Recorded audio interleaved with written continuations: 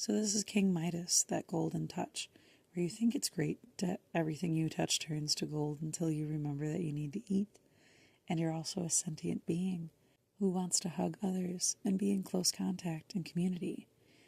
But when you become accustomed to wealth and taking, gaining, achieving more, it hijacks our dopamine reward centers and starts rerouting our brain to remember deriving less pleasure from human contact, from intimacy. And one of the worst potentials of the archetype of the emperor is that the emperor begins living in their mind, the mind that can reason, control, manipulate. And that mind becomes so affixed on that dopamine reward center, the great rush of gaining, of conquering, of dominating once more. And every time this loop gets completed, it drives the emperor further away from the desires of true intimacy and deeper into this feedback loop system of the dopamine rush.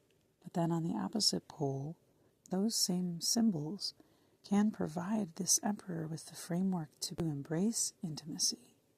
If everything he touches is gold, then that means that everything that he owns or stewards over or tends to, he would consider to be golden since he selected it. Then that should mean that those objects, those things, are all of great value.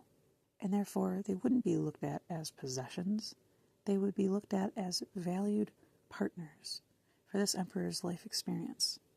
Because the high road emperor understands that it does not hold the power of creation.